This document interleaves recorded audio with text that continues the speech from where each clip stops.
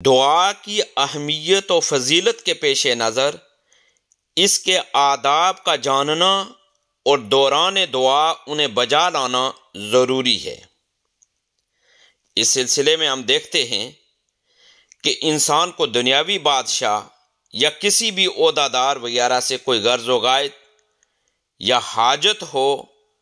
تو انتہائی ادب و احترام اور توجہ کے ساتھ اس کو اپنی درخواست پیش کرتا ہے، کیونکہ اسے معلوم ہے کہ اگر لاپرواہی اور غفلت سے کام لیا تو بات نہیں بنے گی۔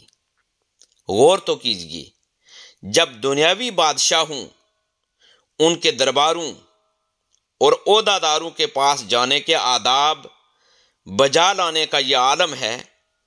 تو اللہ تبارک و تعالی جو بادشاہوں کا بھی بادشاہ ہے،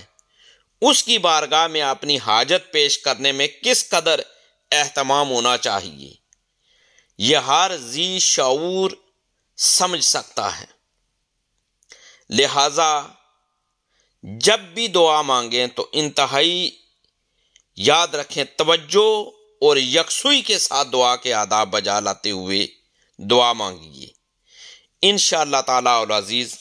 دعا قبول ہوگی۔ اور دعا کرنے والے کو یہ بھی مکمل علم ہونا چاہیے کہ اللہ کریم کی بارگاہ سے کیا مانگنا ہے اور کس طرح مانگنا ہے۔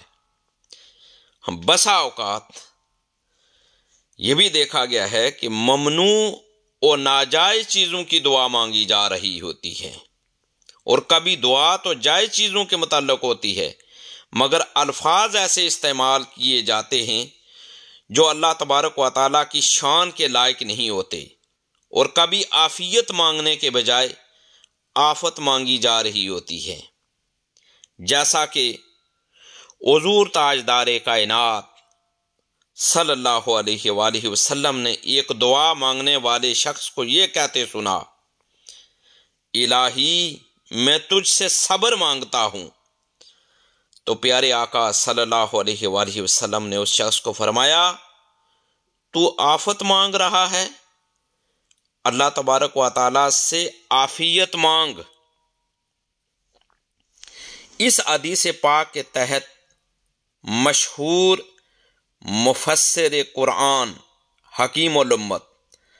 حضرت مفتی احمد یارحان رحمۃ اللہ علیہ فرماتے ہیں، معلوم ہوا کہ دعا کے الفاظ بھی اچھے چاہیے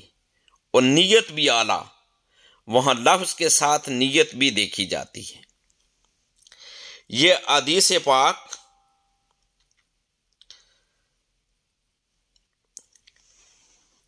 کے حوالے سے